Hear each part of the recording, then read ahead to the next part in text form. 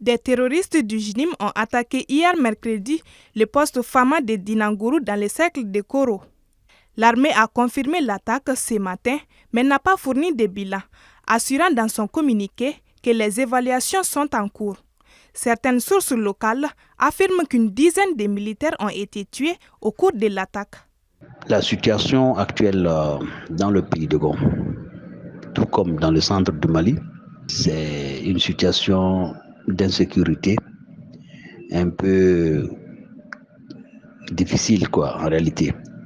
Dans ces derniers temps, il y a eu beaucoup d'incidents, des incidents qui ont ciblé non seulement les civils, mais aussi les militaires. Plusieurs villages ont été attaqués dans ces derniers temps, de Nyono jusqu'à Mondoro. Pratiquement dans le cercle de Bankas, c'est le coin le plus chaud, et un peu le sud aussi de Banyagara, tout comme le nord aussi du cercle de Tomia. Dans ces parages-là, il y a eu à peu près plus de 20 villages attaqués dans ces derniers temps, et ça a fait déplacer pas moins de 2000 ménages. Le nombre de terroristes neutralisés n'est pour l'instant pas connu. Selon l'agence d'information du Burkina, les terroristes, après leur attaque, ont fui vers le Burkina Faso.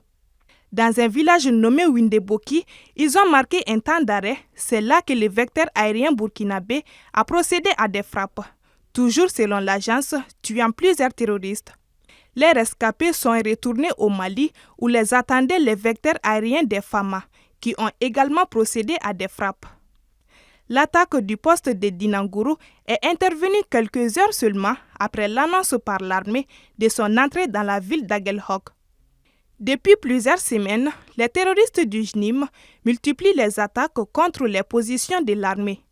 Le chef du groupe terroriste, Iyad Agali, apparu pour la première fois dans une vidéo depuis 2 ans, le 12 décembre dernier, a annoncé une nouvelle phase dans le conflit au Sahel.